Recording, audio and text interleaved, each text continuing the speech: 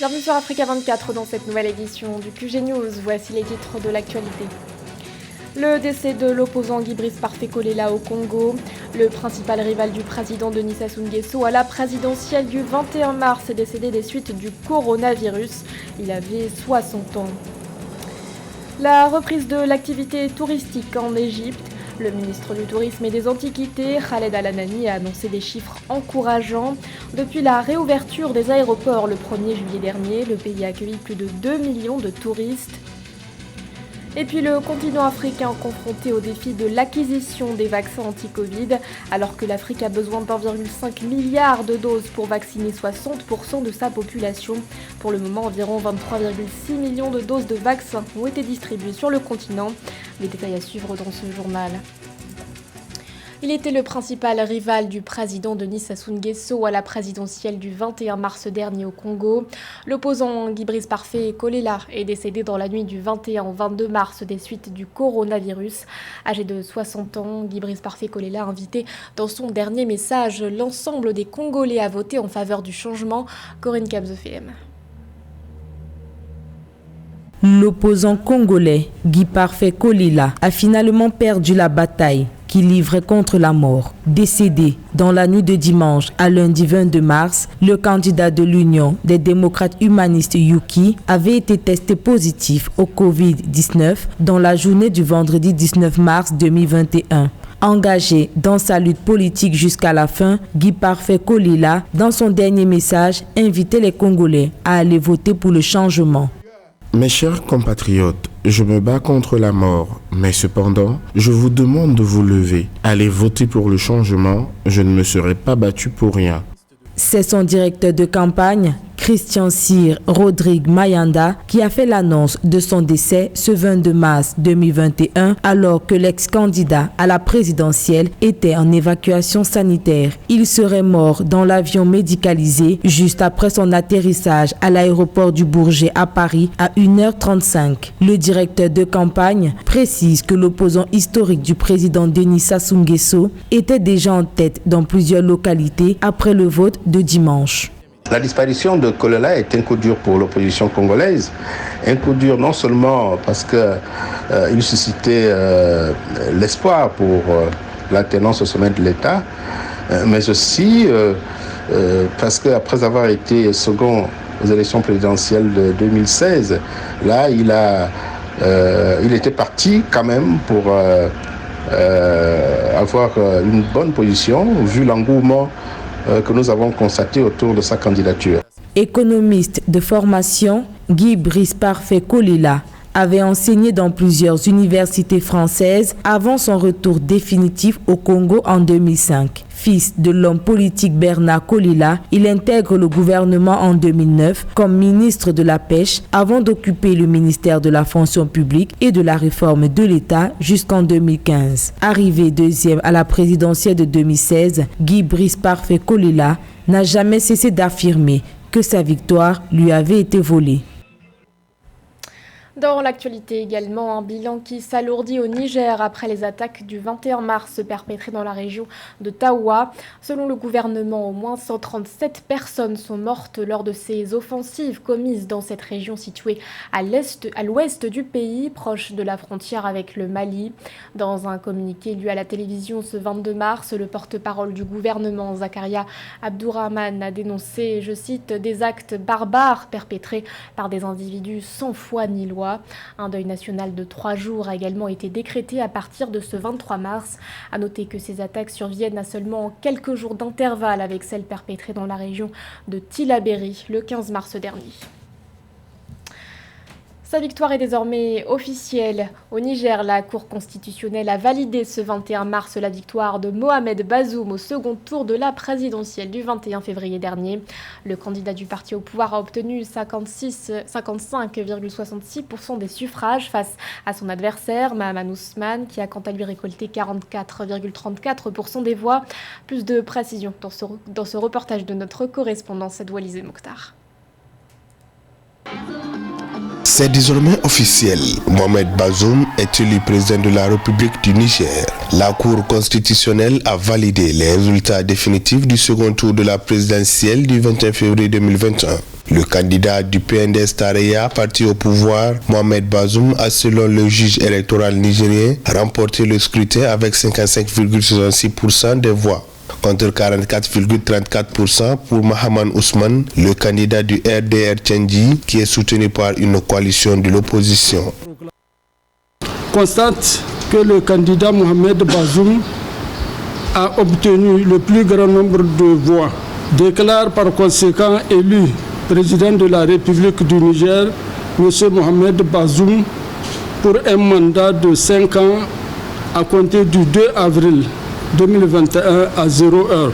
Dénonçant un hold-up électoral, l'opposition qui a déposé un recours en annulation de plusieurs circonscriptions électorales auprès de la haute juridiction a annoncé qu'elle ne reconnaîtra pas cette victoire de Mohamed Bazoum. Malgré la contestation de l'opposition politique, les résultats définitifs validés par la haute cour n'ont pas beaucoup changé par rapport aux résultats provisoires proclamés par la commission électorale CENI. Avec cette victoire du président démocratiquement élu Mohamed Bazoum, c'est l'expression de la souveraineté populaire.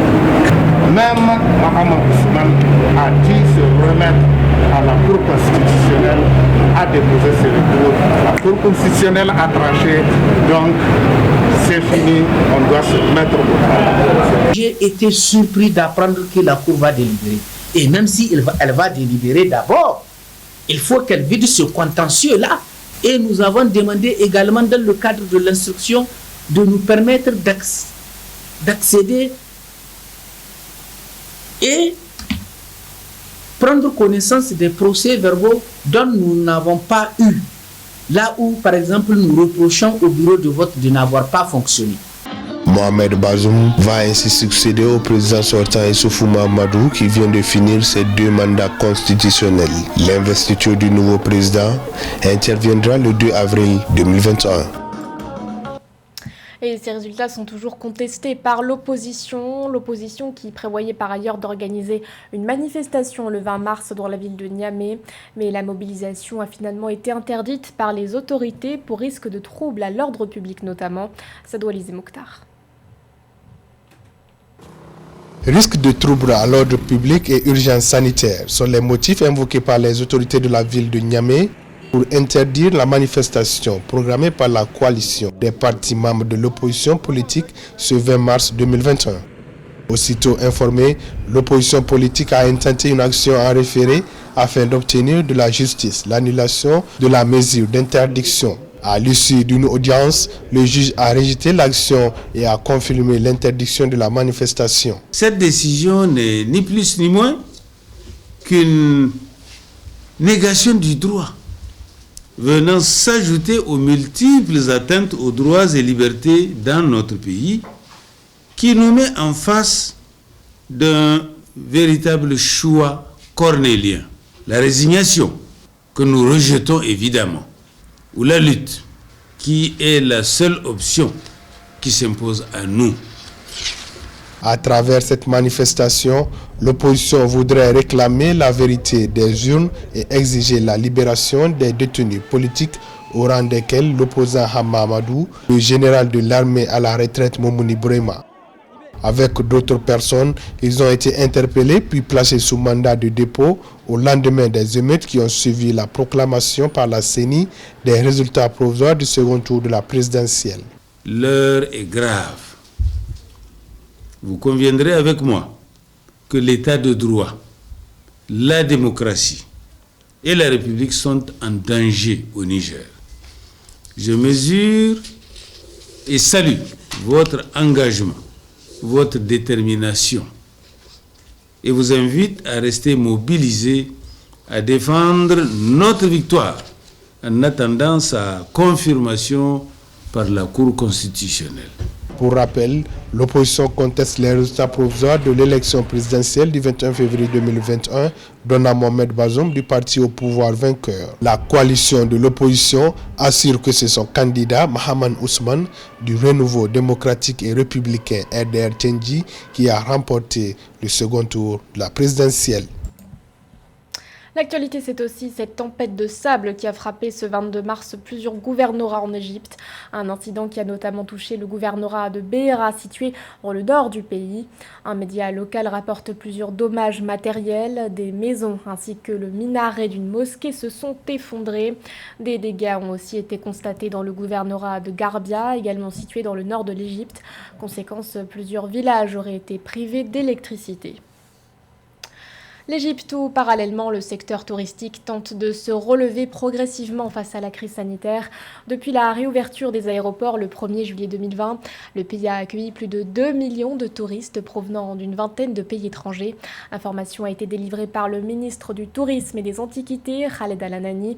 Victoria Sedji. En Égypte, le trafic aérien dans tous les aéroports a repris depuis le 1er juillet 2020. Et depuis cette date, le pays des pharaons a accueilli plus de 2 millions de touristes d'une vingtaine de pays internationaux. C'est ce qu'a déclaré le ministre égyptien du Tourisme et des Antiquités, Khaled Al-Anani. Il s'agirait même d'une hausse malgré le Covid-19. L'Égypte ne peut pas se réjouir d'un nombre de touristes si bas. Cependant, il faudra bien faire redémarrer la machine puisque le secteur touristique est le gagne-pain de beaucoup de familles égyptiennes. Le choix du gouvernement égyptien se comprend du fait du manque de travail et des libertés individuelles. Et pour éviter un embrasement, le gouvernement de Sisi a fait le choix d'ouvrir le tourisme et éviter les contestations. Selon les autorités égyptiennes, les touristes ont regagné leur pays sains et saufs pour la majorité. Les taux d'infection s'avèrent jusque-là très faibles. Sur toutes les installations touristiques, hôtels, musées, sites archéologiques, plusieurs mesures sont en vigueur et doivent continuer à être respectées. 72 heures après leur arrivée sur le territoire égyptien, les voyageurs doivent prouver qu'ils ne sont pas porteurs du virus. L'exécutif espère une relance progressive mais sûre du secteur. À mon avis, ce qu'il faut voir de positif dans cette pandémie pour le secteur touristique égyptien est que les rénovations qui devaient être faites et que l'on repoussait toujours au calendrier grec seront réalisées. Ils nettoient tout et les restaurent. Le temple d'Abou Simbel, par exemple, et de Karnak en profite pour être désinfecté, ainsi qu'une grande partie des complexes hôteliers du pays. Beaucoup de nouvelles découvertes ont été faites au pays des pharaons et cela entraînera immanquablement de nouveaux appétits pour vouloir visiter encore. On fera le tourisme autrement, avec de petits groupes et avec des contrôles plus stricts. En attendant de contenir complètement le Covid-19, l'Égypte a opté pour d'autres alternatives permettant d'assurer la viabilité de l'activité touristique. Par exemple, un programme fascinant de visites virtuelles de ces sites historiques, en vidéo ou même en réalité virtuelle, a été lancé. Le tourisme représente près de 12% du produit intérieur brut du pays. Où en est l'Afrique concernant l'acquisition des vaccins anti-Covid?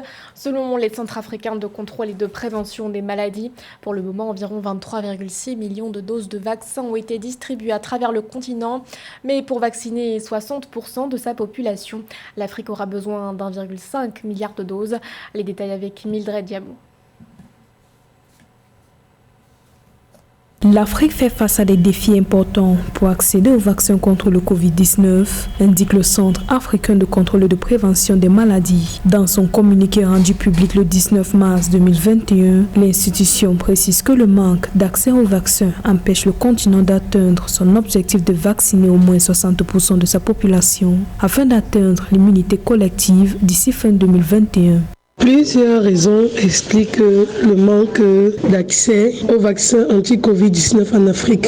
En fait, dans ces lacunes dont nous pouvons parler des inégalités sociales, la faiblesse de la gouvernance et la politisation de la santé publique, qui sont autant de facteurs de risque pour la population. Il faudra savoir que dès le début de la lancée du Covid-19, la majorité des pays riches disposant des ressources nécessaires pour pouvoir se fournir les vaccins ont financé, préfinancé même les laboratoires capables de fabriquer dans ces vaccins et ainsi ils ont réservé à l'avance des centaines de millions de doses. Alors que les nouveaux variants de la pandémie amplifient une deuxième vague plus meurtrière en Afrique, environ 23,6 millions de doses de vaccins ont été distribuées à travers le continent en date du 20 mars 2021, ce qui représente une couverture de seulement 1,7% selon les chiffres de Africa CDC.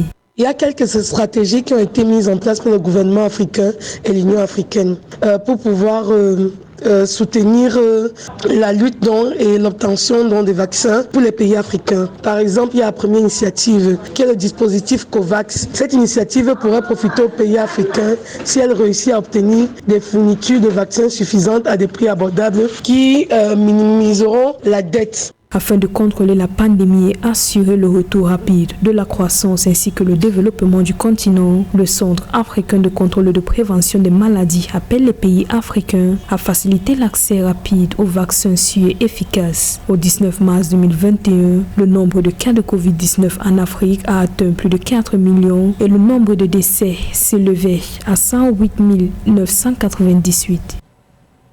Ce journal a été réalisé par l'ensemble de la rédaction. Merci de votre fidélité. L'actualité continue sur Africa 24.